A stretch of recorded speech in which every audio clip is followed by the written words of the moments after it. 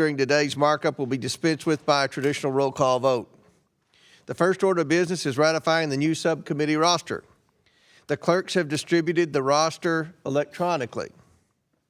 I ask unanimous consent that the committee approve the appointments and assignments as shown on the roster. Without objection, the subcommittee roster is approved. I would also like to congratulate Representative Tim Burchett on his chairmanship of the DOGE subcommittee.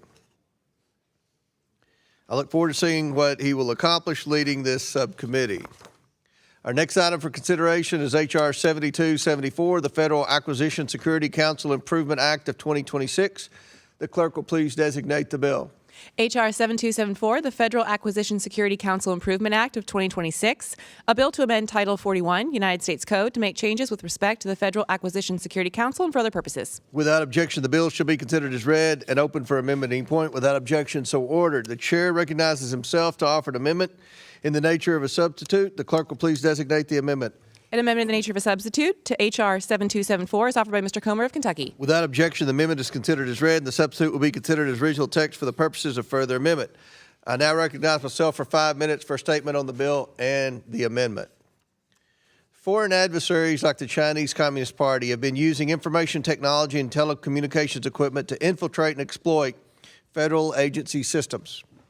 Congress has worked to address this threat by passing legislation to prohibit federal agencies from purchasing or using technology from sources of concern.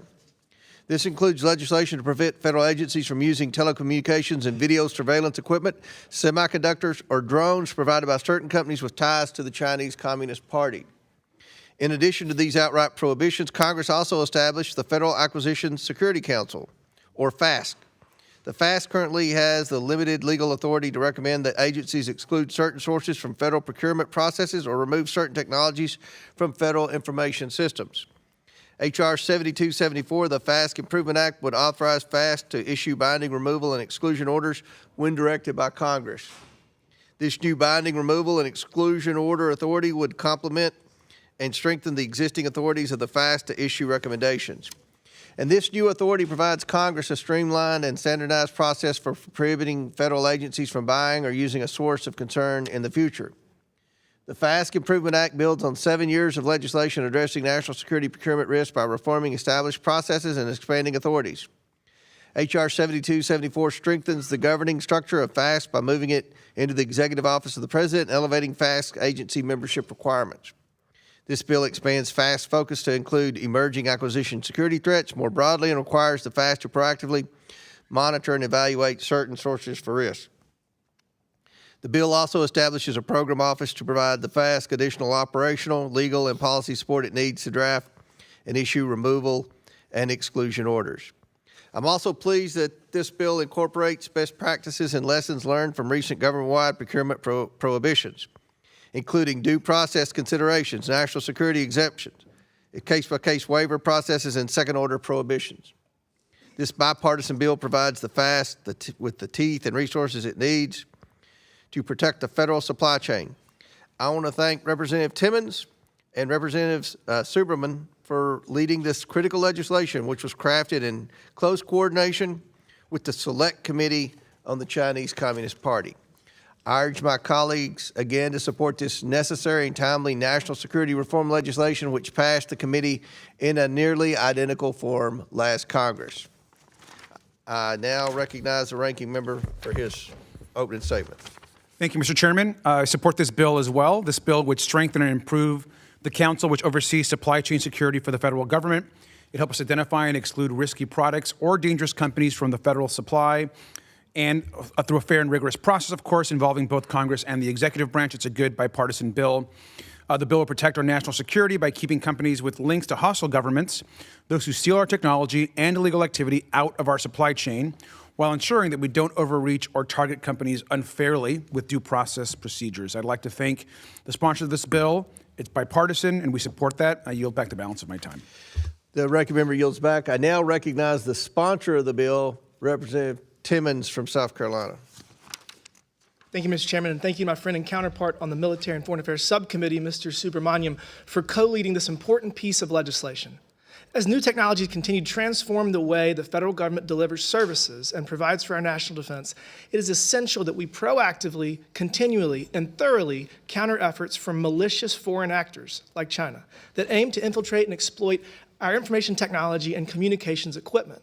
Recognizing this, Congress created the Federal Acquisition Security Council, or in 2018, to coordinate how agencies respond to supply chain threats. However, over the past several years, Congress has had to step in multiple times to block agencies from buying or using risky technologies, such as Huawei during 5G implementation.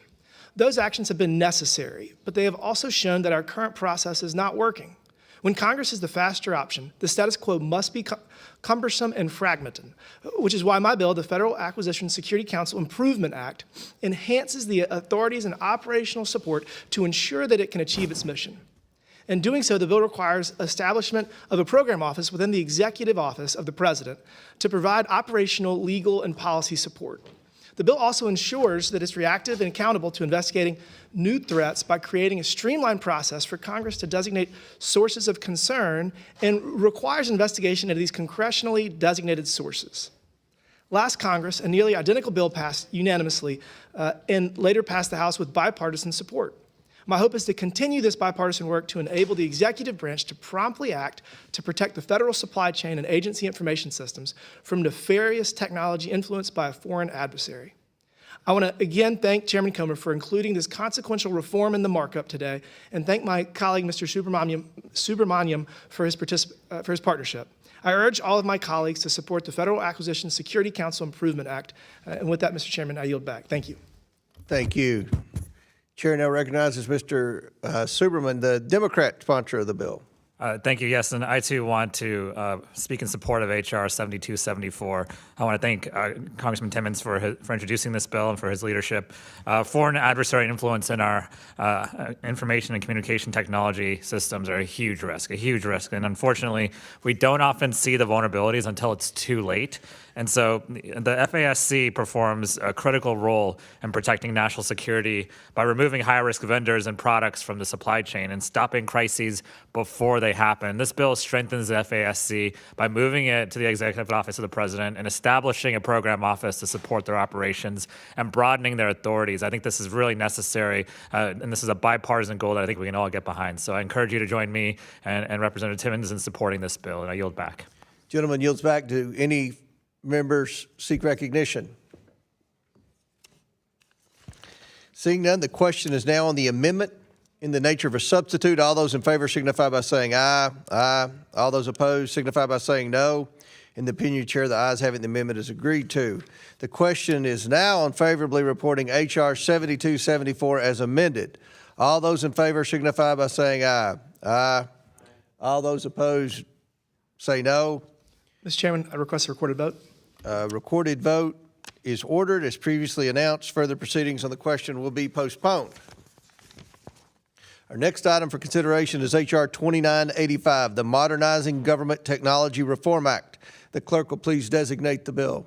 H.R. 2985, the Modernizing Government Technology Reform Act, a bill to amend Section 1078 of the National Defense Authorization Act for fiscal year 2018 to increase the effectiveness of the Technology Modernization Fund and for other purposes. Without objection, the bill shall be considered as read and open for amendment at any point. Without objection, shall order. The chair recognizes himself to offer an amendment in the nature of substitute. The clerk please designate the amendment. An amendment in the nature of a substitute to H.R. 2985 is offered by Mr. Comer of Kentucky. Without objection, the amendment is considered as read, and the substitute will be considered as original text for the purposes of further amendment. I now recognize myself for 5 minutes to speak on the bill. I support H.R. 2985, the Modernizing Government Technology Reform Act. The Technology Modernization Fund, or the TMF, was established by the bipartisan, Republican-led Modernizing Government Technology Act of 2017. The TMF was established because of the immense challenges in planning and budgeting for large-scale federal legacy IT modernization projects through limitations presented by an annual appropriation cycle. The TMF addresses this problem by acting as a self-sustaining funding mechanism to flexibly assist agencies with legacy IT modernization. Funding these projects is important because delayed IT modernization efforts create cyber risk and inefficiencies in government operations. TMF program operations in recent years, however, have strayed from the original congressional intent established by the bipartisan law Congress passed. In the Biden administration, the TMF did not consistently require agencies to repay their awards at a level that would allow the program to be self-sustaining as originally intended. This operational choice by the previous administration put a strain on TMF's resources and hindered its ability to help address future legacy IT modernization projects. This bill reforms the TMF to ensure repayment plans are properly negotiated and the agencies fully reimburse the TMF for all administrative costs incurred in support of this project. The Trump administration has taken steps to ensure the fund remains solvent into the future, but Congress must act to ensure these practices and prevent any future abuse. These reforms also provide Congress with new oversight mechanisms to ensure the fund remains focused on its mission to fix the most costly and risky federal IT systems across our government. I believe the bill before us is a smart reform. I urge my colleagues to support this bipartisan legislation, and I want to thank Representatives Nancy Mace and Chantel Brown, the leaders of the Cybersecurity, Information Technology, and Government Innovation Subcommittee, for their hard work drafting and championing this important reauthorization bill for the committee to consider here today. I now recognize the ranking member. Thank you, Mr. Chairman. I want to also support this bill. The federal government, of course, must ensure that our digital systems are secure, safe, and effective. Tech modernization was something I've always supported, including when I was mayor of my hometown. We know that better technology means that agencies work more efficiently and that assessing services or government data is easier for the public. The Technology Modernization Fund was established in 2017 as an innovative, self-sustaining funding model, allowing federal agencies flexibility to address current projects as it relates to IT and within the traditional budget cycle. I want to applaud Representative Brown and Mace for leading this important bill. It's a good bipartisan bill, and we support it. Ranking member yields back. I now recognize the chairman of the bill, the chairman of our Cybersecurity Subcommittee, Ms. Nancy Mace from South Carolina. Thank you, Mr. Chairman. The Modernizing Government Technology Reform Act is a culmination of years of work in the Subcommittee on Cybersecurity, Information Technology, and Government Innovation to bring the federal government into the 21st century. Every year, the federal government spends over $100 billion on IT systems, with a large portion of this money spent on maintaining outdated legacy systems. GAO has documented how efforts to modernize government technology are years behind schedule. A few examples: pilots, air traffic controllers, and other airport personnel currently communicate using systems that are in some cases more than 30 years old. Veterans' health records are currently stored in a system that is more than 30 years old. USDA maintains a system which is 41 years old. The EPA maintains a system which is 51 years old. And the Treasury maintains a system which is 59 years old, older than most people on this committee, Mr. Chairman. Maintaining these legacy systems is immensely costly, drives inefficiency in government, and makes executing the functions of the federal government more difficult. It's like seeing your family who could use Starlink and deciding you're better off with a dial-up. It's nonsensical, and the American people deserve better. The Modernizing Government Technology Reform Act would reauthorize the Technology Modernization Fund and its governing board, the Technology Modernization Board, through 2032, allowing long-term investments in tech modernization. The bill would also make crucial reforms to ensure technology modernization efforts are being done in a responsible manner by requiring the TMF be reimbursed at the level needed to ensure the fund is operational until it sunsets in 2032, and creates a new requirement that agencies reimburse administrative fees. Importantly, this bill also requires each agency to create an inventory of its legacy IT systems, a new oversight tool which will allow Congress to evaluate agency and government-wide priority items for legacy IT modernization, and to assess how well the TMF does in funding these projects. This is common sense legislation addressing a real area of concern in our government. These legacy platforms drive up costs, create inefficiencies, they're national security risks, and expose our government to major cyber risks and are in desperate need of modernization. It's my privilege to work with our late colleague, Jerry Connolly, on this bill over the last few years. Jerry was among one of the strongest supporters of Technology Modernization Fund and a good faith partner on this bill. I want to thank the ranking member, Chantel Brown, for continuing Mr. Connolly's work with me on this bill, and I'm hopeful together we can finally see this to its fruition, and I urge all my colleagues to support the bill. And I yield back. The gentlelady yields back. Thank you for your work on this bill. The chair recognizes the Democrat sponsor of the bill, Ms. Chantel Brown. Thank you, Mr. Chairman. I am honored to co-lead this legislation with Chairwoman Mace and continuing the work of our colleagues, Congressman Connolly. This legislation ensures that government efficiency delivers for the American people.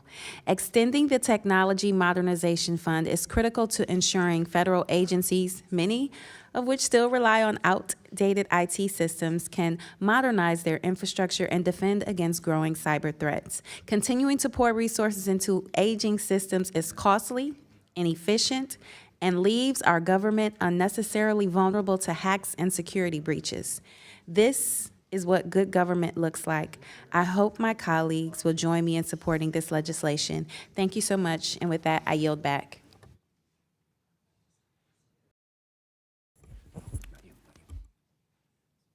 Gentlelady yields back. Thank you for your leadership on this bill. I know we have an amendment. Do any other members want to speak on the bill before we have an amendment? Seeing none, for what purpose do you seek recognition, Mr. Waukesha? Mr. Chairman, I have an amendment at the desk. Will the clerk please report? An amendment to the amendment in the nature of a substitute to H.R. 2985 is offered by Mr. Walkinshaw of Virginia. And without objection, the amendment is considered as read. I reserve a point of order. The gentleman is recognized for 5 minutes to explain his amendment. Thank you, Mr. Chairman. My amendment adjusts the TMF's repayment framework by extending the standard payback period from 5 to 7 years, while pairing that extension with added flexibility and stronger congressional accountability. I'm a strong supporter of the underlying legislation and want to thank Chairwoman Mace and Ranking Member Brown for their work to extend the TMF through 2032. I was here when we passed the Modernizing Government Technology Act. Some great members who worked on it, Mr. Connolly, Mr. Hurd, and others. As has been said, the TMF has provided more than $750 million to 45 IT modernization projects and is integral to securing and modernizing federal IT. Much of its success is due to the fact that in 2021, it received a historic influx of funds from the American Rescue Plan, and GSA changed the repayment requirements. That came at the urging of members of this committee, including Congressman Connolly, who recognized that some of those urgently needed high-impact projects wouldn't generate full repayment within the fund's standard 5-year window. The purpose is to encourage agencies to undertake those large transformative projects that they're not incentivized to pursue through the normal appropriation cycle. And without a mechanism like TMF that works for agencies, they frequently defer critical IT upgrades because the costs can't be absorbed within a single budget year. The result, as we heard from Chairwoman Mace, is the accumulation of outdated systems that cost taxpayers more and pose serious cybersecurity risks. And many of those high-impact projects do have the potential to generate long-term cost savings for the taxpayers that would allow repayment. They often accrue over a longer time frame than when the bill is structured to dictate. 5 years is not always long enough. In fact, is often not long enough to realize the full cost savings for these projects. As of last year, GSA reversed some of the relaxed repayment policies that were implemented in 2021, and as we've heard, there were reasons for that decision. The fund had struggled to remain self-sustaining and has faced repeated challenges in this body securing annual appropriations. We do have to balance maintaining the fund's solvency with its original purpose, which is to incentivize agencies to take on the large modernization projects they would otherwise avoid, so that we no longer have 59-year-old IT projects. And look, it's one of the things that we don't do often around here, which is take a long-term view. What TMF does is give agencies the ability to spend $5 and return to the taxpayers $1 every year for decades, generating significant savings over time. And my goal with the amendment is just to raise this issue for discussion and for the committee's consideration. I really appreciate the majority staff and the chairwoman having this dialogue with us. As I said, my amendment would extend the repayment period from 5 to 7 years. It would pair it with additional accountability, requiring congressional briefings for the committees with oversight of the affected agency when projects experience significant delays or overruns. I recognize it's not a perfect solution. There isn't one. And I do appreciate that the current version of the bill maintains the option for OMB to extend the repayment window past 5 years at their discretion. I hope they will do that when there are opportunities to get savings for the taxpayers. And I'll plan to withdraw the amendment, Mr. Chairman, but I did want to raise this topic for the committee's consideration and discussion, and hope we can continue to have a dialogue on it. With that, I yield back. Gentleman yields back. Does anybody seek recognition on his amendment number 1? Seeing none, Mr. Waukesha, do you? Yeah, Mr. Chairman, I'm happy to withdraw the amendment number 1. The Waukesha amendment number 1 has been withdrawn. Now, for what purpose do you seek recognition, Mr. Waukesha? Thank you, Mr. Chairman. I have an amendment at the desk, Will the amendment clerk number please 2. report? Amendment number 2 to the amendment in the nature of a substitute to H.R. 2985 is offered by Mr. Walkinshaw of Virginia. Without objection, the amendment is considered read. I reserve a point of order. The gentleman from Virginia is recognized for 5 minutes to explain his amendment number 2. Thank you, Mr. Chairman. The goal of my amendment is to ensure that TMF funds are being used to modernize critical federal legacy IT projects. The current bill requires that the federal CIO create a prioritized list of legacy IT projects yearly based on input from agencies. My amendment would simply require GAO to report biannually and in tandem with other reporting requirements that are already in the bill on the extent to which TMF funds have been used to address those prioritized legacy IT projects. It would allow us to better understand whether the TMF is achieving its stated goals and give us additional tools to understand how well the federal government is or is not modernizing its critical federal IT systems. And with that, Mr. Chairman, I yield back. The gentleman yields back, and I'll just recognize myself for 5 seconds. I'm fine with the bill. I support the amendment, which would add a reporting requirement to GAO's biannual report to evaluate which priority modernization projects are being funded by the TMF. As a result, Congress will have additional information to assess the extent to which TMF is meeting congressional intent. So I support Waukesha amendment number 2. Does any other member seek recognition on the amendment? Ranking member. I just want to briefly say I support this amendment, of course, from Representative Walkinshaw. It would require the GAO to evaluate the priority list of information technology projects developed by the administration in a report that's already required by this bill. It's common sense, it's good oversight, and I want to thank the author for the amendment. Yields back. Any other members seek recognition? Seeing none, the question is now on the amendment number 2 offered by Mr. Walkinshaw. All those in favor signify by saying aye. Aye. All those opposed say no. In the opinion of the chair, the ayes have it, and the amendment is agreed to. The question is now on the amendment in the nature of a substitute. All those in favor signify by saying aye. Aye. All those opposed, no. In the opinion of the chair, the ayes have it, and the amendment is agreed to. The question is now on favorably reporting H.R. 2985 as amended. All those in favor signify by saying aye. Aye. All those opposed say no. In the opinion of the chair recognizes Mr. Burleson. Mr. Burleson, do you seek a recorded vote? Thank you. I appreciate that. A recorded vote is ordered by Mr. Burleson from Missouri. As previously announced, further proceedings on the question will be postponed.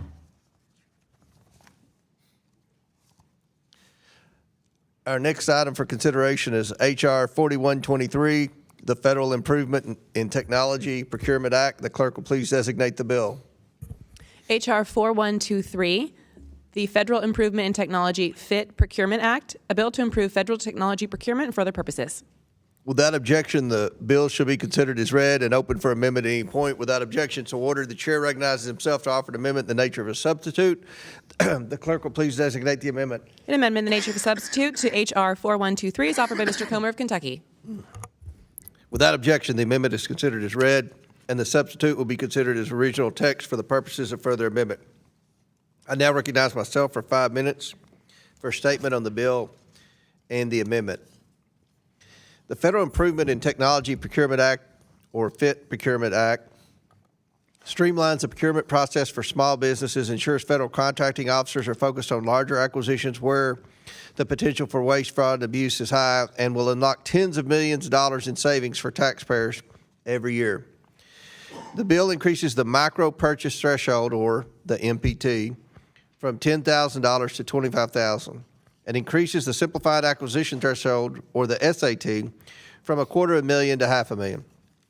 As MPT transactions do not require the involvement of a federal contracting officer, increasing the MPT threshold is estimated by George Mason's Baroni Center for Government Contracting to save taxpayers more than $40 million annually in federal administrative costs.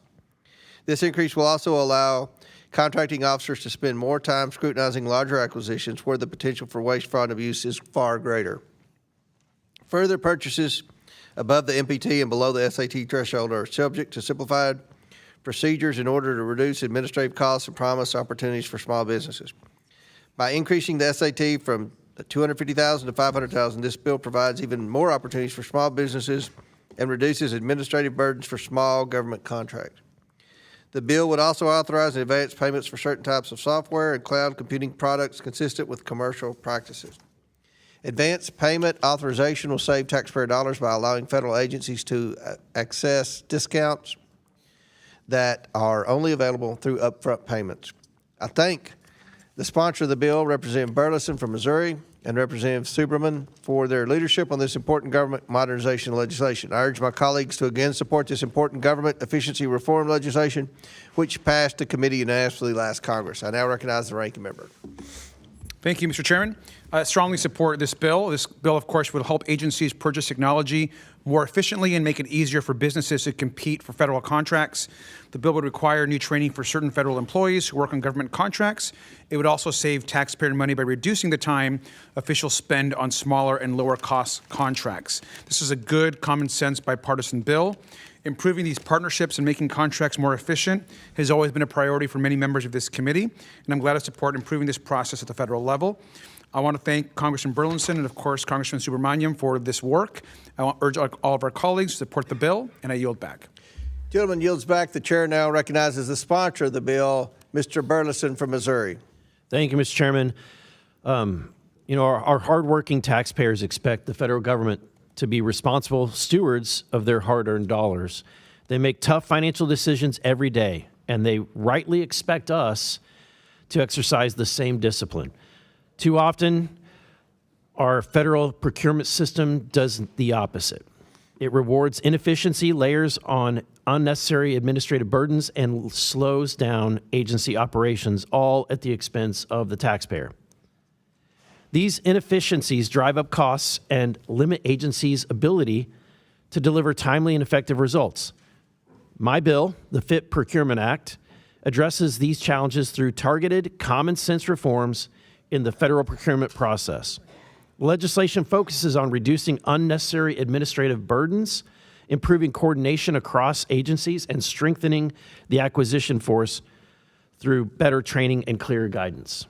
To improve workforce capability, the bill requires the Director of Federal Acquisition Institute to develop and implement cross-functional information and communication technology training for acquisition professionals. This ensures that those responsible for purchasing information and communication technology have the tools and the knowledge that they need to make smart and cost-effective decisions.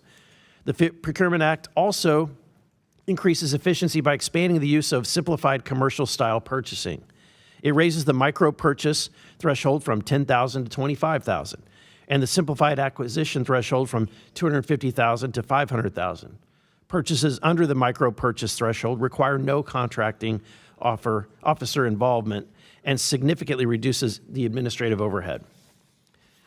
Raising this threshold alone is estimated to save more than $40 million annually, while allowing contracting officers to focus on larger, higher-risk acquisitions where waste, fraud, and abuse is far greater. Increasing the simplified acquisition threshold further reduces the administrative costs and improves economic efficiency for small businesses competing for federal contracts. In addition, the FIT Procurement Act authorizes advanced payments for cloud computing services. This is just very common sense, allowing federal agencies to access the exact same upfront discounts that are commonly available to other businesses in the private sector, saving taxpayer dollars. Taken together, these reforms streamline procurement, reduce wasteful spending, and improve accountability without expanding government or creating a new bureaucracy, ultimately leading to disciplined acquisition practices and real savings for the American taxpayer. I urge my colleagues to support this, and I'll just make one final personal note is that for 20 plus years, I worked in the private sector in IT procurement for large hospital systems. And I can tell you that no private sector entity would ever have the thresholds as low as the federal government does, and would function this way. This is going to make the procurement process much more efficient. And with that, I urge my colleagues to support this legislation. And I greatly thank the chairman for the opportunity to pass this bill, and I yield back.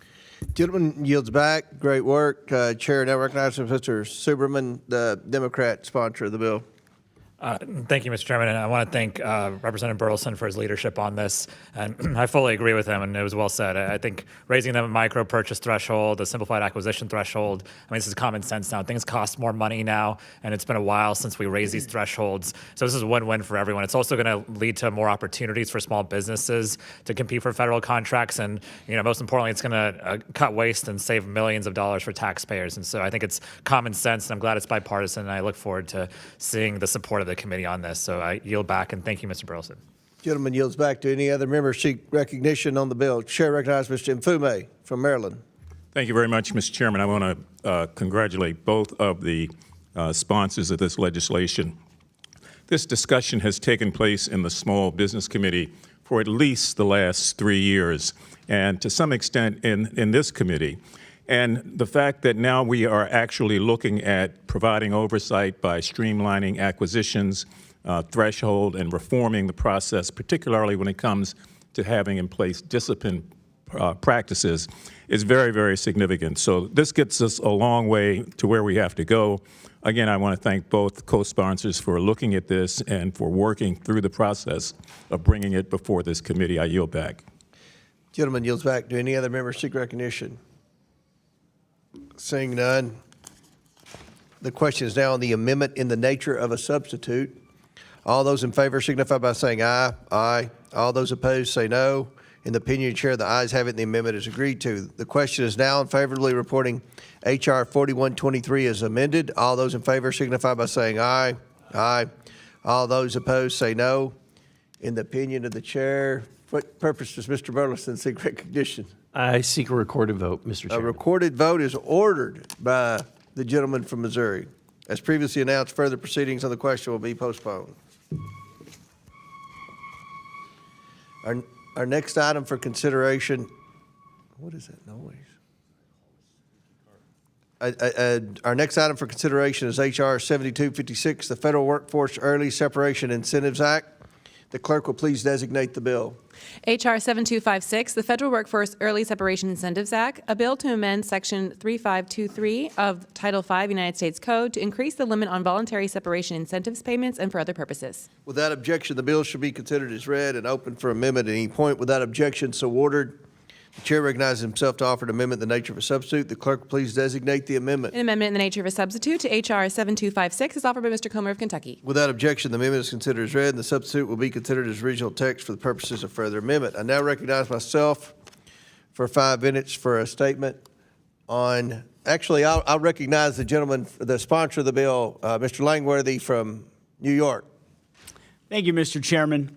When taxpayers fund the government, they rightly expect efficiency, accountability, and results.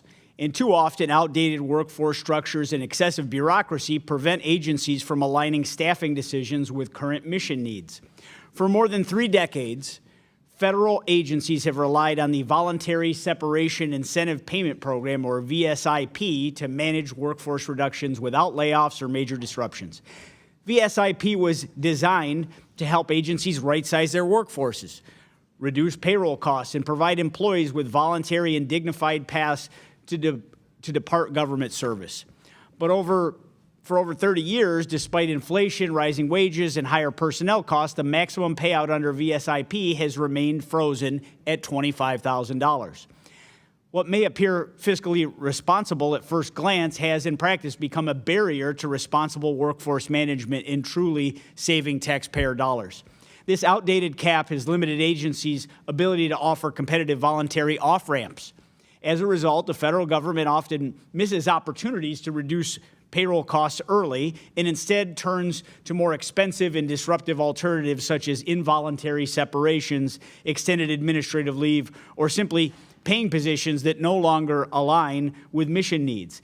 This costs taxpayers more, creates uncertainty for employees, and leaves agencies with fewer options. The Federal Workforce Early Separation Incentives Act fixes this problem by modernizing VSIP caps and allowing agencies to offer incentives of up to 6 months' pay. By tying the incentive to earned income rather than an arbitrary dollar figure, the program would automatically adjust over time and once again function as an effective and competitive workforce management tool. By restoring the VSIP as a meaningful option, this legislation allows agencies to reduce payroll costs sooner and in a more orderly and predictable way. Just as important, this bill treats federal employees with dignity and respect. When agencies must downsize or restructure, providing a voluntary path forward gives employees greater control over their future. The bottom line is simple. My bill today helps agencies reduce costs responsibly, treats employees fairly, and provides a path to help right-size the federal workforce without unnecessary disruption. I urge my colleagues to support the Federal Workforce Early Separation Incentives Act, and Mr. Chairman, I yield back. Gentleman yields back. Chair recognizes Mr. Walkinshaw. Thank you, Mr. Chairman. I want to thank the gentleman for the bill. This is long overdue. As he noted, cap has not been increased since 1994, so the increase and future adjustments for inflation are appropriate. Thank you, Mr. Chairman. Gentleman yields back. I'll recognize myself to speak on behalf of the bill. The federal government bureaucracy often grows but rarely shrinks. Federal employees have certain workforce protections and job security expectations that would be unfamiliar to their private sector counterparts.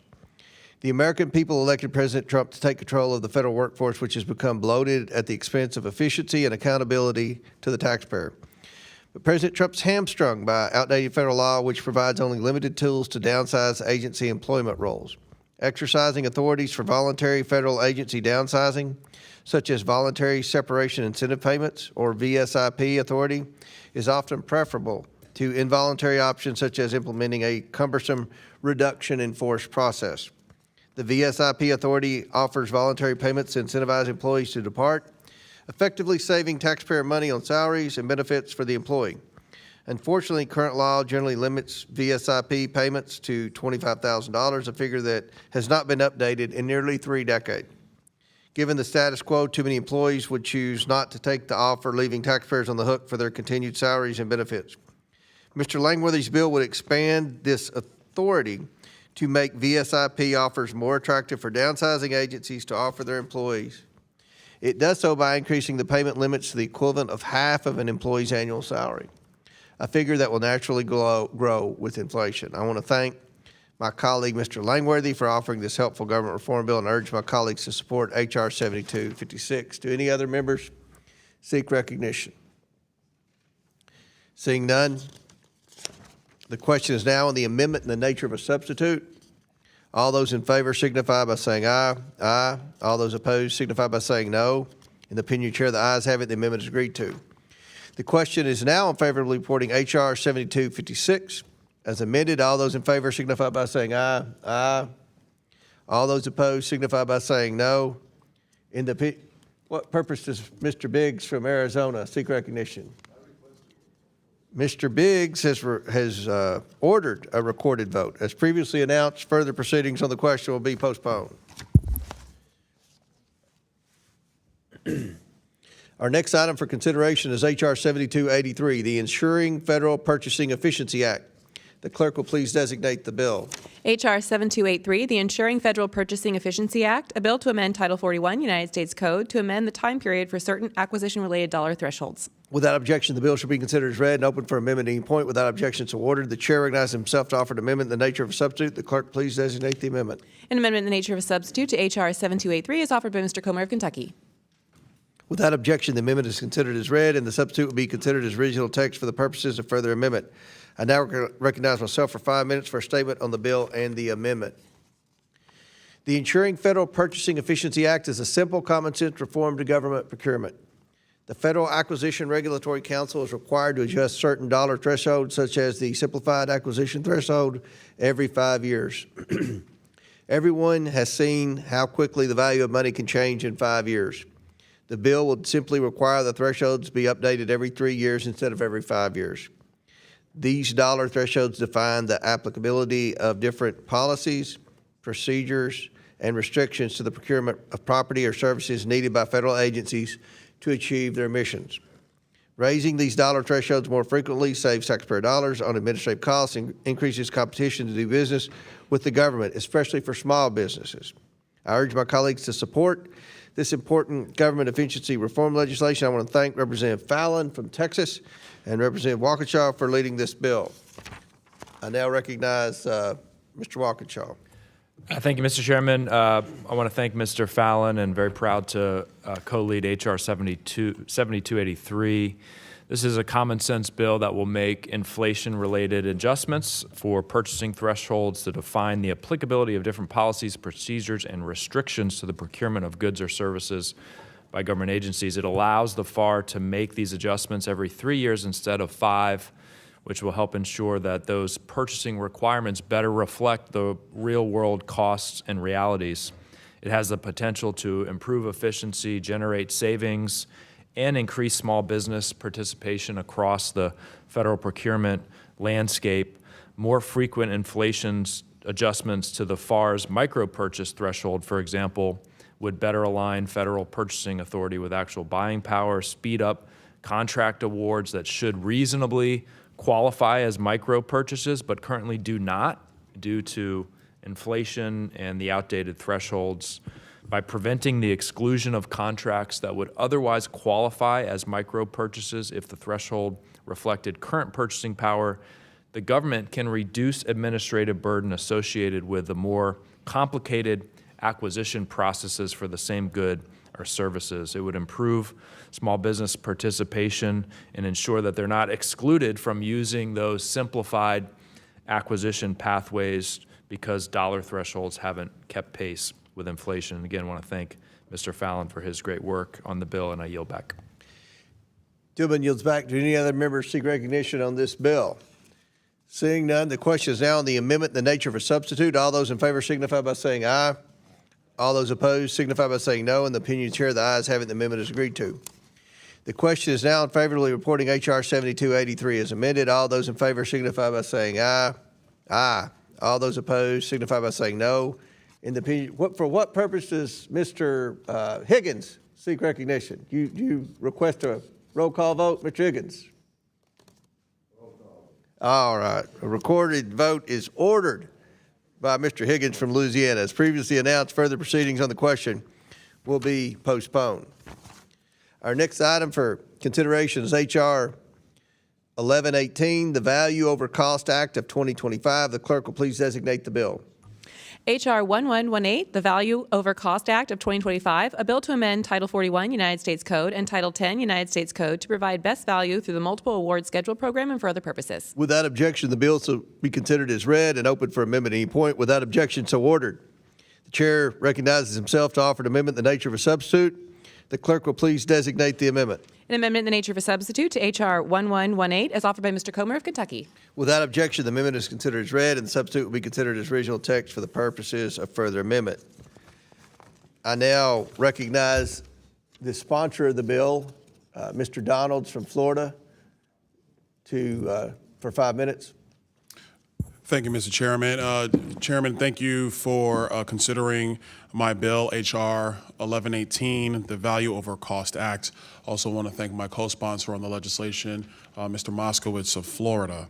H.R. 1118 is a simple and common sense procurement reform that will modernize the federal procurement process.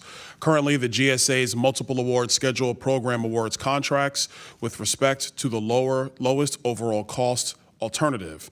When procurement decisions prioritize the lowest overall costs, agencies risk durability and performance for short-term savings, leading to eventual higher costs. Contracting officers should have the authority to evaluate products with the best value in mind, including vendors with strong past performance and products that deliver consistent results. It's both fiscally wasteful and operationally inefficient to use taxpayer funds on low-quality products to cut costs that are prone to fail early or cost more to replace. Overall, my bill increases contractual flexibility and contracting competition, clarifies standards for acquisition stakeholders, maximizes the federal government's ability to procure modern technology, and helps the small business community by reducing regulatory burdens associated with federal procurement. In sum, I urge the members of this committee to vote in favor of this common sense and bipartisan piece of legislation to modernize the federal procurement procedures, and I yield back the balance of my time. Gentleman yields back. Chair recognizes Mr. Walker-Shaw. Thank you, Mr. Chairman. Happy to support the bill. The GSA maintains a list of goods and services from multiple vendors at varying prices, which agencies can order, and this would provide a simplified process for agencies to acquire those goods and services and get discounts for bulk purchasing. And as Mr. Donalds noted, make clear that the government can approve contracts that consider quality and expertise alongside price, better known as best value contracts, help ensure that the federal government takes competitive bids, but also ensures that those vendors are reliable. It's a common sense bill, make sure the federal government spends its dollars more wisely while delivering for the American people. And I want to thank Mr. Donalds and Mr. Moskowitz for their work on the bill. I yield back. Gentleman yields back. I recognize myself for a statement. I support the Value Over Cost Act, which modernizes the General Services Administration's government-wide multiple award schedule program. GSA's multiple award schedule program is the federal government's most used contracting procedure for commercial products and services. Federal agencies rely on the multiple award schedule to purchase the best commercial products, services, and solutions at the best price. Currently, GSA is required to evaluate the lowest overall cost alternative when determining what will be available on the multiple award schedule. This requires a burdensome process which can actually lead to higher prices over time as contractors pass hidden administrative or ongoing support costs along to the federal government. Sometimes the lowest overall cost alternative process leads to some contractors not wanting to do business with the government at all. This bill allows GSA to consider awarding contracts based on best value instead of lowest overall cost alternative. By allowing GSA to choose to award contracts based on best value, this bill puts the multiple award schedule program on a level playing field with other acquisition procedures. This bill will maximize the federal government's ability to procure modern technology and help empower the small business community. I want to thank Representative Donalds from Florida for his leadership on the issue, despite his questionable co-lead on the bill, and I urge my colleagues to support this targeted government efficiency. Do any other members seek recognition? Seeing none, the question is now on the amendment in the nature of a substitute. All those in favor signify by saying aye.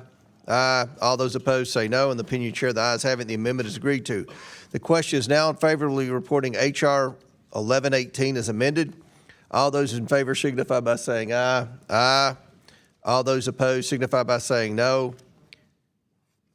For what purpose does Mr. Crane seek recognition?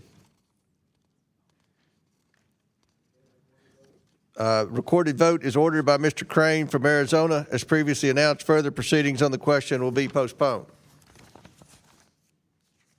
And that was all you, Mr. Donalds. Our next item for consideration is H.R. 5438, the Incentivize Savings Act. The clerk will please designate the bill.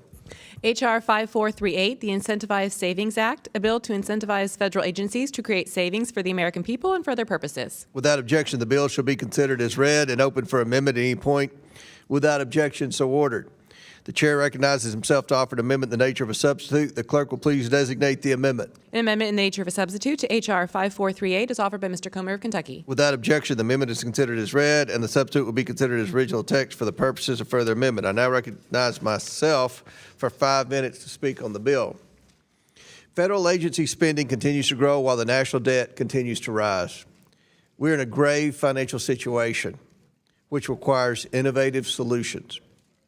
The Incentivize Savings Act addresses a perverse incentive presented by the annual federal budgeting system. Agencies are incentivized to spend every dollar they are appropriated before the end of each fiscal year, even if they don't actually need to. It's an open secret in Washington. Agencies fear that their budgets will be reduced if they do not completely spend all appropriated dollars, so they wastefully spend money on things they don't actually need before the end of the fiscal year. The Incentivize Savings Act intends to flip such a use it or lose it incentive. This bill would authorize agencies to retain 49% of their expiring funds for an additional year, thereby incentivizing agencies to save such appropriated funds instead of spending them on things they don't need.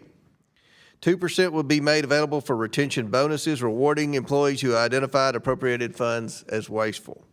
And 49% of the identified expiring funds go toward paying down the national debt. I want to thank Representative Richard McCormick for taking the incentive to raise a taxpayer savings proposal for this committee's consideration. I now recognize Mr. Walkinshaw. Thank you, Mr. Chairman. I strongly oppose this legislation. Despite advocating for agency incentives to identify savings, it contains significant legal, constitutional, and technical problems that would make it both harmful and unworkable. The Trump administration, as we know, has taken drastic actions to illegally withhold and impound funds that it's opposed to in violation of appropriations law, and this is a bill that would actually incentivize those actions. The GAO has already found at least 5 instances to date of the Trump administration violating the Impoundment Control Act, the law, and more of those decisions could come in the future. The administration illegally froze and cut federal funding for 5 states. OMB also announced a government-wide initiative to identify federal spending provided to state, local, and tribal governments, colleges, and nonprofits in 14 states and D.C. that all voted against President Trump in the 2024 election. This bill would signal to the Trump administration that it endorses their illegal impoundment and withholding of funds that belong to the American people, undermining Congress's power of the purse, and it would reward those actions. All congressional appropriations that have not been spent by the end of its appropriation are already returned to the Treasury. This bill instead splits those unexpended funds, where less than half would return to the Treasury. Another 49% would be extended for another year, and 2% would be paid to employees in the form of retention bonuses.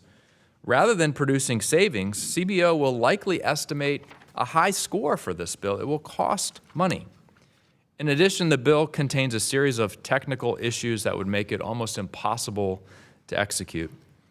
I, like all Democrats on the Oversight Committee and the Congress, want federal agencies to identify savings and eliminate fraud, waste, and abuse in programs and activities wherever possible. And we have a number of good bipartisan bills today that will do that.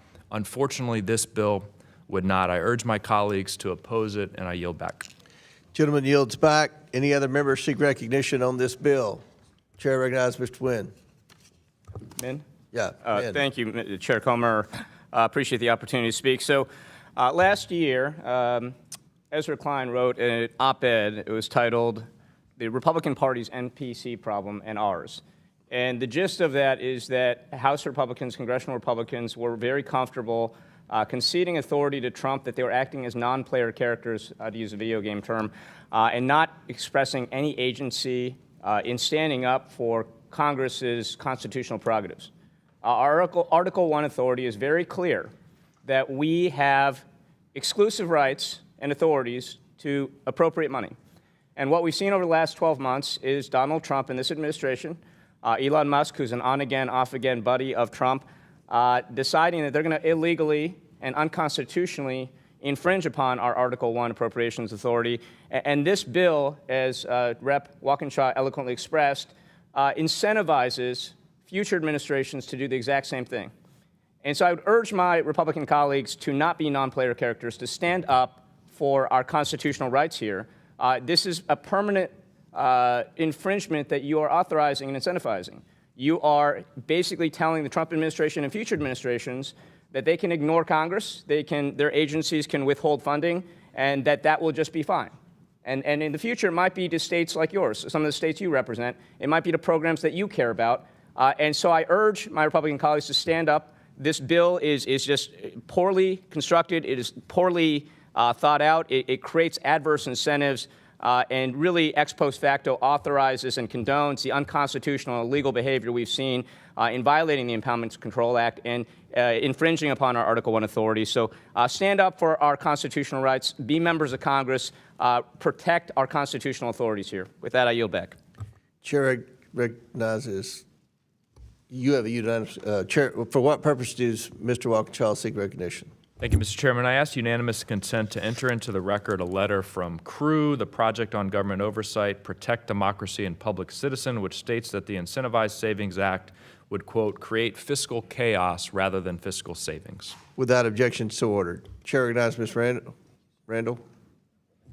Thank you, Mr. Chair. I support responsible use of taxpayer dollars, but Congress, not the executive branch, controls federal spending.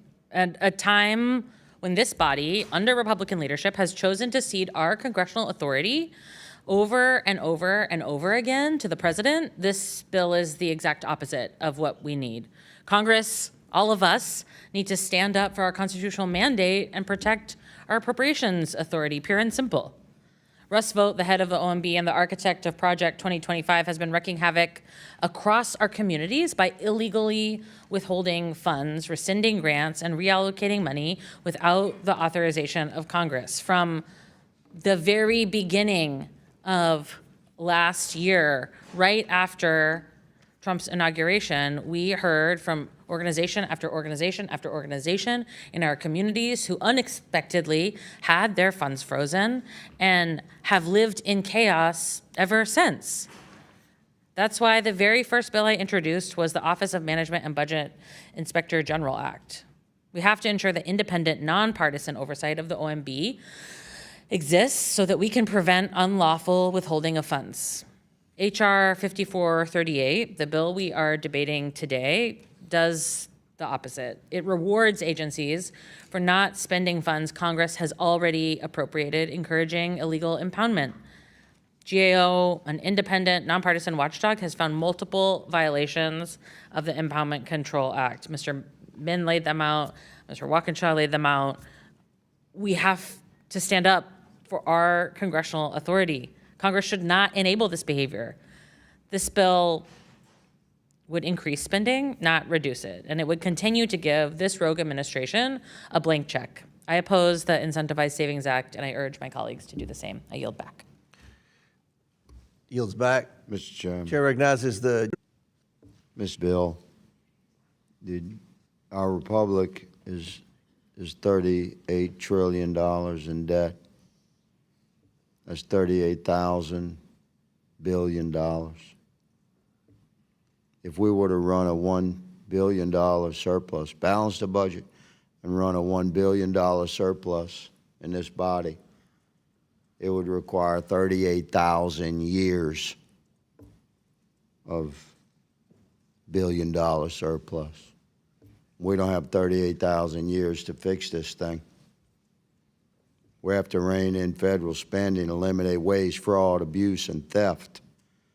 And constitutionally, under Article 1, Congress authorizes a project or an endeavor for the federal government and then funds through appropriations that authorized federal government action.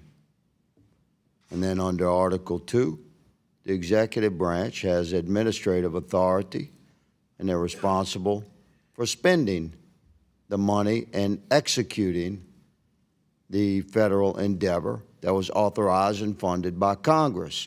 And within the framework of the execution of that federal endeavor, the executive branch has a responsibility to audit the bureaucratic performance of that authorized and funded endeavor, and they're responsible to identify What's cited in this law is incompetence and failure.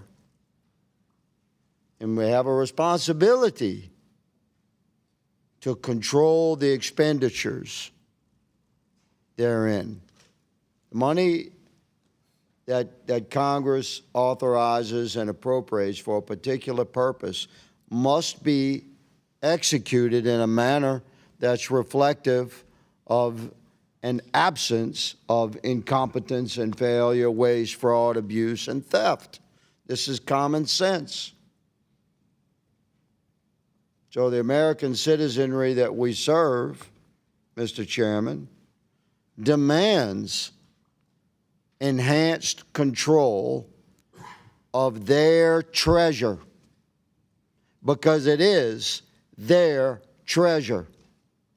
There's no such thing as federal money. Every dollar that comes into this town has been seized from the paycheck of an American working citizen. I vigorously support this bill and many like it that codifies the efforts of President Trump's team and this executive branch, which is determined to eliminate waste, fraud, abuse, and theft from the federal sphere of spending that has driven us to a $38 trillion debt. Mr. Chairman, I yield. I want to thank the gentleman for his comments. Any other members seek recognition? Seeing none, the question is now on the amendment in the nature of a substitute. All those in favor signify by saying aye. Aye. All those opposed say no. In the opinion of the chair, the ayes have it. The amendment is agreed to. The question is now favorably reporting H.R. 5438 as amended. All those in favor signify by saying aye. Aye. All those opposed signify by saying no. In the opinion of the chair, the ayes have it, and the bill is ordered favorably. Mr. Chair, recorded vote, please. Okay, the gentleman from Louisiana, Mr. Higgins, has ordered a recorded vote. As previously announced, further proceedings on the question will be postponed. Our next item for consideration is H.R. 5000, the Cybersecurity Hiring Modernization Act. The clerk will please designate the bill. H.R. 5000, the Cybersecurity Hiring Modernization Act, a bill to amend Title V, United States Code, to limit the use of educational requirements or qualifications in evaluating candidates for certain cybersecurity positions in the competitive service and for other purposes. Without objection, the bill should be considered as read and open for amendment at any point. Without objection, so ordered. The chair recognizes himself to offer an amendment in the nature of substitute. The clerk please designate the amendment. An amendment in the nature of a substitute to H.R. 5000 is offered by Mr. Comer of Kentucky. Without objection, the amendment is considered as read. The substitute will be considered as original text for the purposes of further amendment. I now recognize myself for 5 minutes for a statement on the bill. The federal government relies on cybersecurity professionals to protect personally identifiable information, defend against cyber threats, and build secure government technology. To ensure this work is done effectively, the federal government desperately needs to hire more exceptionally qualified cybersecurity experts. But historically, for many cybersecurity jobs, the federal government has effectively required applicants achieve a certain level of education to even be considered for employment, regardless of their actual skill sets and expertise. This posture prevents the government from hiring the best and brightest cybersecurity professionals. Many experts have the right technical skills and experience, but federal hiring managers are not even allowed to consider them because they lack a formal college degree. The Cybersecurity Hiring Modernization Act reforms this process to allow federal agencies to hire qualified cybersecurity professionals, those the right knowledge and skills, even if they lack an expensive and sometimes unnecessary college degree. I urge my colleagues to support this timely, necessary, and bipartisan bill, which passed the committee unanimously last Congress. And I thank Representative Nancy Mace and Chantel Brown, the leaders of the Cybersecurity, Information Technology, and Government Innovation Subcommittee, for championing this federal hiring reform bill. Does any other member seek recognition on the bill before I recognize the sponsor? The chair recognizes the sponsor of the bill, Ms. Mace. Thank you, Mr. Chairman. Degree requirements function as a poor substitute for what actually matters in the labor market: merit, skills, and talent. A diploma may signal someone mostly showed up somewhere for a few years, but it does not reliably indicate whether a worker can perform the tasks a job requires, adapt to new technologies, or contribute productively. Hiring in today's federal cybersecurity workforce too often mistakes credentials for competence from working in federal cybersecurity jobs. Too often, talented young people who excel at computer science and cybersecurity are barred from competing for opportunities to compete for jobs in the federal cybersecurity workforce simply because they lack a piece of paper from a four-year college or university. Today, college dropouts like Mark Zuckerberg or Larry Ellison would have a hard time getting an entry-level cybersecurity job in the federal government. Countless private companies have recognized unnecessary degree requirements, don't serve the employee or employer, and have begun to phase out or entirely do away with degree requirements for many positions. This is why I introduced the Cybersecurity Hiring Modernization Act. This bill is an important step to tearing through the paper ceiling, preventing so many talented Americans from reaching their full potential. The Cybersecurity Hiring Modernization Act would eliminate the use of mandatory education requirements in hiring for federal cybersecurity-related positions unless they are legally required in the state or locality they are in. My bill also requires the Office of Personnel Management to annually publish online changes to education qualification standards for federal cybersecurity jobs and information about the education level of new hires to these jobs. Nationwide, there is a shortage of approximately 500,000 cybersecurity professionals in the public and private sector. On top of this, in the federal workforce alone, there are 5 times more cybersecurity workers over the age of 55 than there are under the age of 30, with just 1 in 16 under the age of 30. In the midst of a workforce shortage, and with the rapid evolution of technology, from quantum computing to artificial intelligence to the array of advanced cyber threats, it is of great concern so much of the federal cybersecurity workforce is nearing retirement.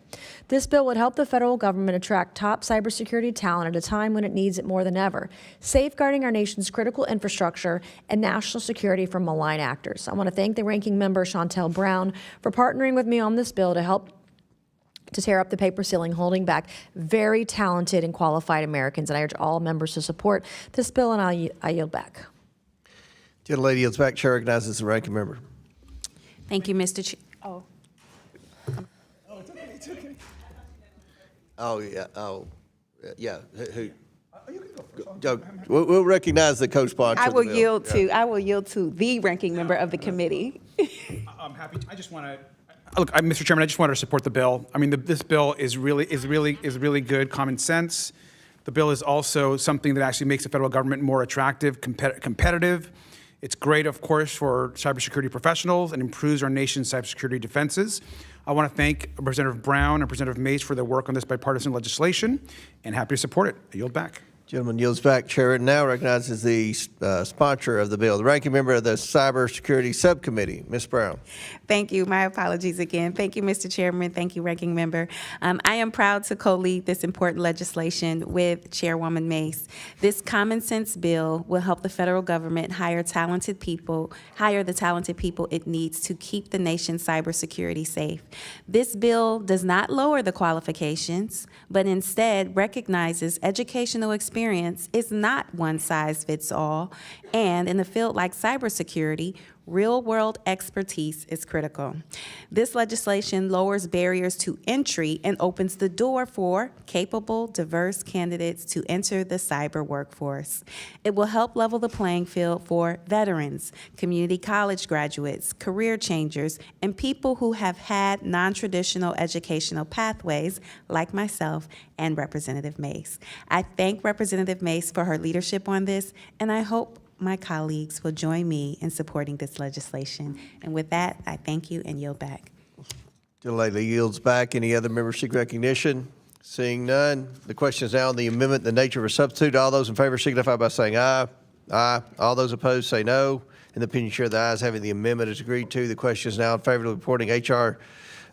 5000 as amended. All those in favor signify by saying aye. Aye. All those opposed say no. Mr. Chairman, before you ask, a recorded vote, please. A recorded vote is ordered by Ms. Mace from South Carolina. As previously announced, further proceedings on the question will be postponed. Our next item for consideration is H.R. 7265. Oh, yeah. I keep forgetting. Yeah.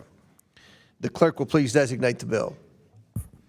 H.R. 7265, the Vote by Mail Tracking Act, a bill to amend Title 39 United States Code to require mail-in ballots to use the Postal Service barcode service and for other purposes. Without objection, the bill shall be considered as read and open for amendment at any point. Without objection, so ordered. The chair recognizes himself to offer an amendment in the nature of substitute. The clerk will please designate the amendment. An amendment in the nature of a substitute to H.R. 7265 is offered by Mr. Comer of Kentucky. Without objection, the amendment is considered as read, and the substitute will be considered as original text for the purposes of further amendment. I now recognize myself for 5 minutes for a statement on the bill and the amendment. Every American citizen who votes deserves to know that their vote has been counted and their voice has been heard. This bill, the Vote by Mail Tracking Act, would ensure that this is the case. H.R. 7265 requires that all ballots for federal election mailed within the United States to or from a voter contain a Postal Service barcode. This barcode will allow voters to track the status of their ballot in the U.S. Postal Service system, allowing voters to know in real time when their ballot is received by the Postal Service, when it is in transit, and when it has arrived at their election authority. Beyond a Postal Service barcode, the bill requires a ballot to meet other requirements, including utilizing Postal Service's envelope design standards in order to be considered mailable. Additionally, the ballot must include the official election mail logo, any future logo the Postal Service establishes for ballots. If a ballot does not meet these requirements, it cannot be mailed. Don't get me wrong, I encourage every citizen who wishes to vote in person on Election Day to do so. But many people choose to vote by mail. This is a reality we must recognize, and the U.S. Postal Service has delivered nearly all election mail on time in recent years. According to the Postal Service, over 97% of election mail was delivered on time for the 2024 midterm election, according to the Inspector General of the Postal Service. But without safeguards, bad actors could attempt to influence our election. We must take election security seriously and account for the fact that a significant number of Americans choose to cast their ballot by mail. This bill is common sense, bipartisan response to rising levels of mail-in voting nationwide. I want to thank my colleagues, Representative Mfume and Government Operations Subcommittee Chairman Pete Sessions, for their work on this important legislation, which passed the House in identical form last Congress under suspension of the rules. I encourage all my colleagues to support this important election integrity bill. I now recognize the ranking member. Thank you, Mr. Chairman. I also support this bill. We know that voting by mail is incredibly safe, reliable, and critical to our democracy. The U.S. Postal Service delivered nearly 100 million mail-in ballots in the 2024 primary and general elections, with nearly one-third of voters choosing to vote by mail. In the 2026 election, millions of Americans will cast their ballot by mail. We can always do more to increase confidence and security. The Vote by Mail Tracking Act would require every mail-in ballot to contain a unique barcode and an official election mail logo. This will make it easier for voters and election officials to track ballots. The bill would also require mail-in ballots to meet specific Postal Service guidelines, making it easier for the Postal Service and election officials to sort, track, and verify the authenticity of mail-in ballots. This is bipartisan, it's common sense legislation, and would make sure that voters can confirm their vote when counted. I'd like to thank Representatives Mfume and Sessions for their work on this bipartisan legislation, and I urge all of our colleagues to support this bill, and I yield back. Ranking member yields back. Chair recognizes the sponsor of the bill, Mr. Mfume from Maryland. Thank you very much, Mr. Chairman. I want to thank you and the ranking member for bringing this Vote by Mail Tracking Act back before the committee today. And I also want to thank my friend and the chair of the Government Operations Committee, Pete Sessions, for co-leading this legislation again, as well as the 9 other members of this committee who have co-sponsored the bill.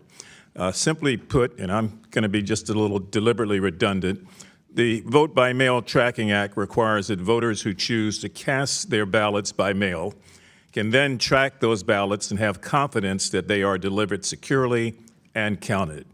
The bill requires mail-in ballot envelopes, as you stressed, to include a legally certified UPS barcode, meet Postal Service design standards, and display the official election mail logo.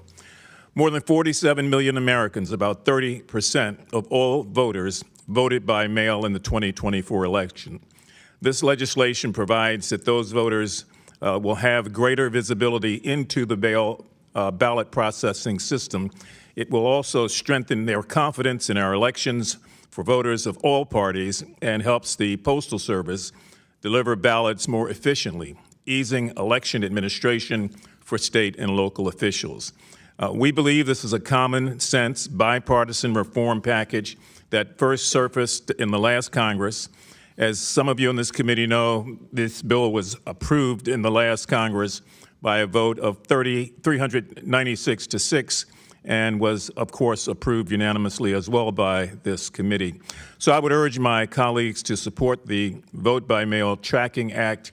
I want to thank you again, Mr. Chairman and Ranking Member, for your support, and Mr. Sessions in his absence. I yield back. The gentleman yields back. Before I recognize Ms. Simon, I have to always point out, Mr. Mfume, I appreciate the good working relationship that you and Mr. Sessions have and the good work that you all do on the Government Operations Subcommittee. Appreciate that. Chair recognizes Ms. Simon.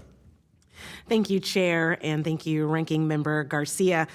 I really am excited about us moving this piece of legislation through. I'm proud to support the Vote by Mail Tracking Act and thank Congressman Mfume and Sessions for their leadership and insight to move this forward this Congress.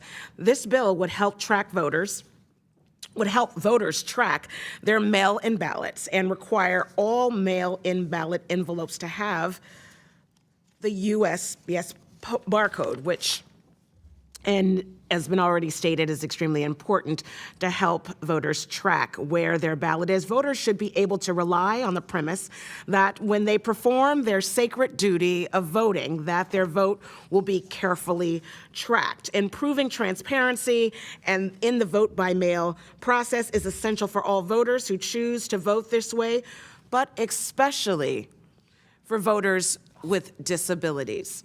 And so much has been said about how important this bill is, and we're really excited for it to hit the floor. But just for a second, if you can imagine yourself living in Middle America, or frankly, even in parts of my county, Alameda County, where transit is hard to find, or you have to wait for 2 hours, 3 hours for paratransit to get to your voting space, you'd know how important this bill is, not only to uphold vote by mail, but to ensure the efficacy in the process, whether you use a wheelchair, or whether you're visually impaired, or you have intellectual disabilities. We know that vote by mail is a critical component for you to be able to express your God-given right to vote. And I just want to thank, again, the authors of this bill for acknowledging our disabled Americans who have been extraordinarily, oftentimes ignored in the process of lifting up their democracy. And with that, I'll yield the rest of my time. I am in deep support. Thank you. The lady yields back, and I meant to do this on H.R. 1118, but I ask unanimous consent to enter into the record a letter of support from the Center for Procurement Advocacy for H.R. 1118. Without objection, so ordered. Any other members seek recognition? Ms. Randall. Thank you so much, Mr. Chair. I'm also speaking in strong support of this policy. Nearly every Washingtonian votes by mail and has been doing so safely and securely for over a decade. Voting by mail is not an experiment. It's our lived reality in Washington and Oregon and so many other states. And it's been critical to ensuring that all US citizens can participate in our democracy. And for so many of my constituents, so many Americans proudly serving their country overseas, it is essential for them to be able to participate in our democracy. This bill ensures that when a voter mails their ballot, they can track it every step of the way, something that most counties in Washington already do, and that all Americans have gotten really used to, from ordering Domino's Pizza to tracking an Amazon order. Like, if you can functionally track things in other aspects of your life, why wouldn't you be able to track it with your very important sacred ballot? No one should have to worry whether their ballot made it back to the election officials. No one should be left guessing whether their vote was counted. Ballot tracking provides transparency and peace of mind, and this bill is so important that in ensuring that we have secure and reliable and trustworthy elections. This bill doesn't change who can vote or how ballots are counted. It doesn't advantage one party or the other. It simply modernizes election infrastructure using tools that the Postal Service already uses every day. It also helps election administrators identify mail delays and resolve issues quickly, and allows a voter who is able to identify maybe that their ballot didn't make it all the way to follow up. That's an incredible sense of empowerment that all of our constituents deserve. Democracy works the best when people trust it. Washington has shown this can work effectively. Some of our county auditors even live stream their vote counting rooms so that anyone can watch them. It's, welcome to the modern world. And I urge all of my colleagues to support the Vote by Mail Tracking Act. I yield back. Thank you. Lady yields back. Any other members seek recognition? Seeing none. Question is on the amendment in the nature of a substitute. All those in favor signify by saying aye. Aye. All those opposed say no. In the opinion of the chair, the ayes have it. The amendment is agreed to. Chair, request of order. Okay, you meant on the next one. That was yeah, right? Okay. The question is now unfavorably reporting H.R. 7265 as amended. All those in favor signify by saying aye. All those opposed signify by saying no. To the gentleman from Maryland, Mr. Mfume has ordered a recorded vote. As previously announced, further proceedings on the question will be postponed. Pursuant to the previous order, the chair declares that the committee in recess, subject to the call of the chair. We plan to reconvene at 2:45. The committee stands in recess.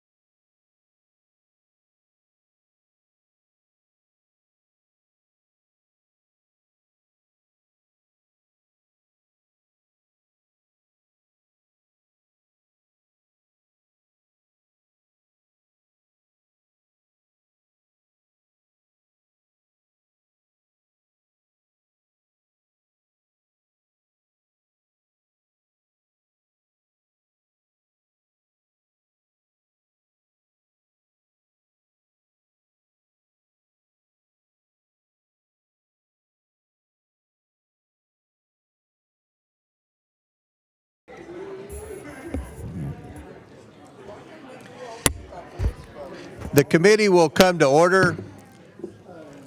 We're going to go ahead and get started. I know there are a few members coming in. We said 2:45. It's 2:50, and we have votes in a minute. But before we start with the votes, we have a couple of announcements that the ranking member and I want to make. First of all, I want to recognize we did at the start, but also say again, since we have more people in attendance now, I want to recognize Tim Burchett and congratulate him for being the new chairman of the DOJ subcommittee.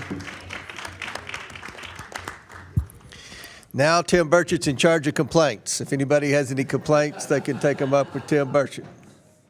So congratulations. I'll yield to the ranking member. Thank you. Thank you, Mr. Chairman. Yeah, I just want to also add, and look, we're going to have an opportunity at a later time to actually celebrate her work and her legacy. And so that's not what's happening now, but this is our first meeting as a committee since we've had the announcement for our incredible Congresswoman Norton, that is going to be retiring, of course, from the Congress. And I just wanted to just add on behalf of us that we're looking forward to celebrating you in the weeks and months ahead, which we're going to do. But for those that may not know, Congresswoman Norton has served the district for over 30 years, over 30 years, 34 as Kwesi just reminded me of. And long before that, as an advocate, a teacher, an educator, an activist, an organizer, and an incredible person and a scholar, obviously, of all the work that you've done. Also want to add, and I think it's important to note for those of us that are newer to Congress, that we do view you as one of the key figures in whether it relates to issues around civil rights, the leader of statehood, and you are a true giant in the work of Congress. We respect you, we honor you, and we look forward to uplifting your work and your legacy, not just now, but a lot of special things ahead in the many weeks and months ahead as you serve out the rest of this incredible term. And so we just want to thank you, Eleanor, for everything.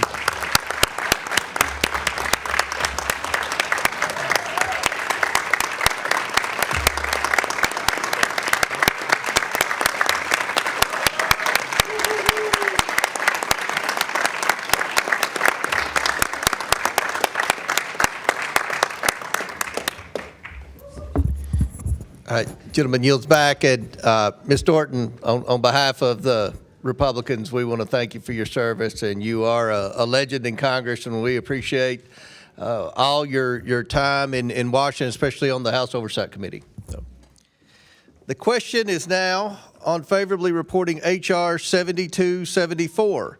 Members will record their votes using the electronic voting system. The clerk will now open the vote on favorably reporting H.R. 7274, sponsored by Representative Timmons.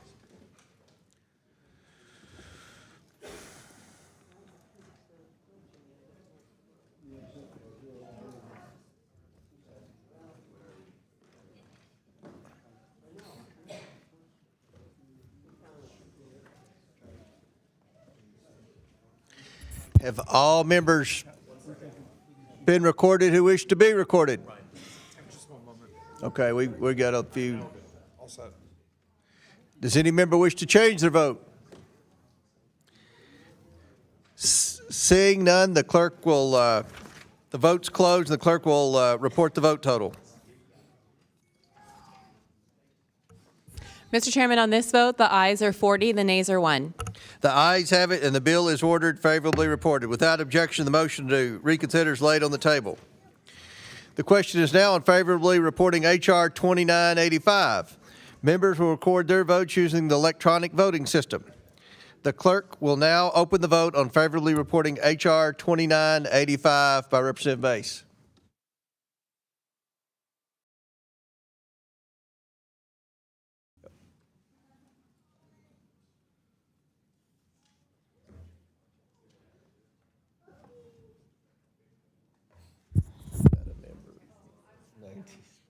She's one.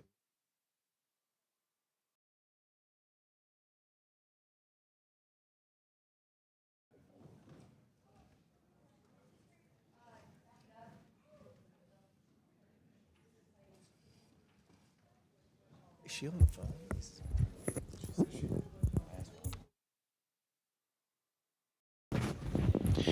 I held it open just for you, sir.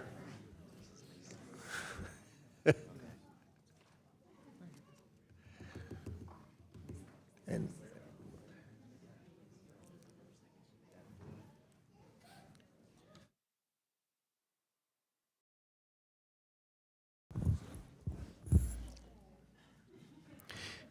have all members been recorded who wish to be recorded? Does any member wish to change their vote?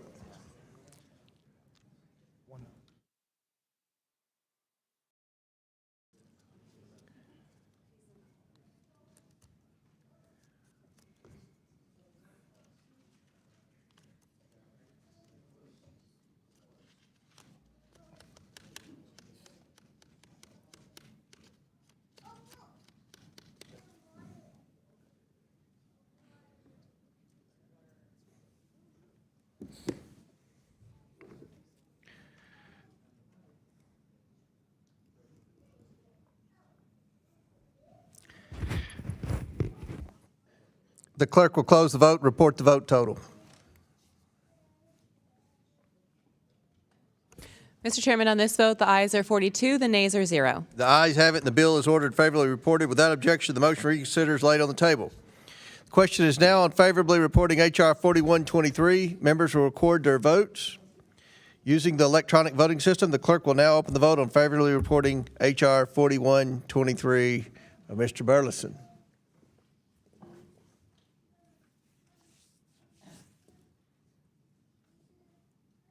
Have all members been recorded who wish to be recorded? Does any member wish to change their vote? The clerk will close the vote, report the vote total. Mr. Chairman, on this vote, the ayes are 42, the nays are 0. The ayes have it, and the bill is ordered favorably reported. Without objection, the motion reconsidered is laid on the table. The question is now on favorably reporting H.R. 7256. Members will record their votes using the electronic voting system. The clerk will now open the vote on favorably reporting H.R. 7256 by Mr. Langworthy.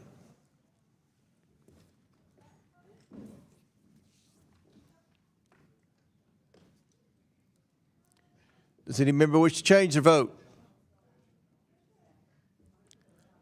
The clerk will close the vote and report the vote total. Mr. Chairman, on this vote, the ayes are 43, the nays are 0. The ayes have it. The bill is ordered favorably reported. Without objection, the motion reconsidered is laid on the table. The question is now on favorably reporting H.R. 7283. Members record their votes using electronic voting system. The clerk will now open the vote on favorably reporting H.R. 7283 by Representative Fallon.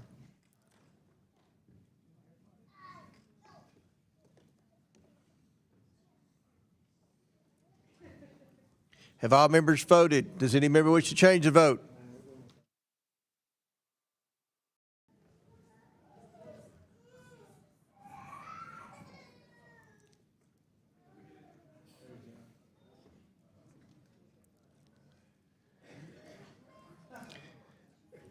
Have all members been recorded? The clerk will close the vote and report the vote total. Mr. Chairman, on this vote, the ayes are 44, the nays are 0. The ayes have it. The bill is ordered favorably reported. Without objection, the motion reconsidered is laid on the table. The question is now on favorably reporting H.R. 1118. Members will record their votes using the electronic voting system. The clerk will now open the vote on favorably reporting H.R. 1118 by Representative Donalds.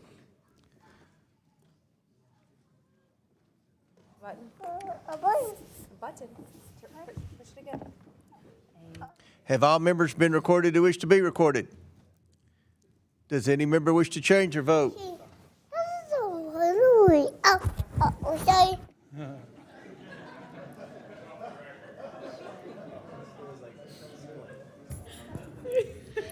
The clerk will close the vote and report the vote total.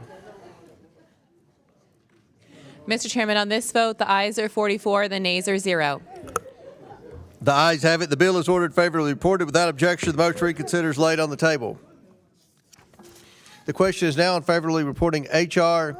5438. Members will record their votes using electronic voting system. The clerk will now open the vote on favorably reporting H.R. 5438 by Representative McCormick.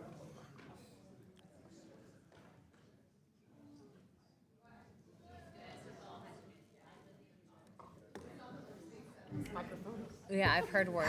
Have all members been recorded who wish to be recorded? Does any member wish to change their vote? The clerk will close the vote and report the vote total. Mr. Chairman, on this vote, the ayes are 25, the nays are 19. The ayes have it. The bill is ordered favorably reported. Without objection, the motion to reconsider is laid on the table. The question is now on favorably reporting H.R. 5000. Members will record their votes using electronic voting system. The clerk will now open the vote on favorably reporting H.R. 5000, sponsored by Representative Mace.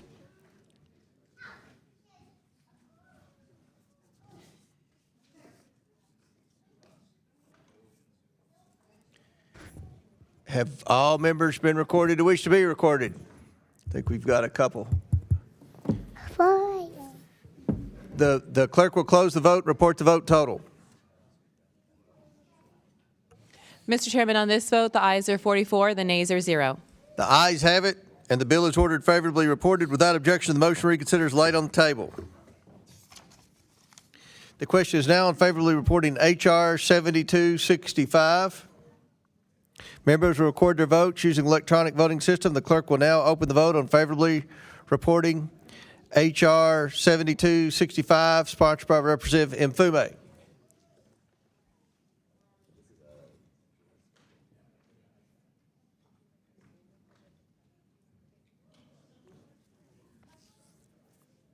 Have all members been recorded who wish to be recorded? Does any member wish to change their vote? The clerk will close the vote and report the vote total. Mr. Chairman, on this vote, the ayes are 43, the nay is 1. The ayes have it. The bill is ordered favorably reported. Without objection, the motion to reconsider is laid on the table. Pursuant to notice, I now call up the following en bloc postal naming bills which were distributed in advance on this markup. HRs 6020, 6808, and 6995. Without objection, the bills are considered read. If any member would like to speak on any of the measures, they may do so now. Does any member wish to be heard? Seeing none, the question is now in favorably reporting the en bloc package. All those in favor signify by saying aye. Aye. All those opposed say no. The opinion chairs, the ayes have it. The en bloc measures are favorably reported. Pursuant to House Rule 11, Clause 2, I ask that committee members have the right to file with the clerk of the committee supplemental, additional, minority, and dissenting views without objection. Additionally, the staff is authorized to make necessary technical and conforming changes to the committee print, subject to the approval of the minority. Without objection, so ordered. If there is no further business before the committee, without objection, the committee stands adjourned. Hey, well.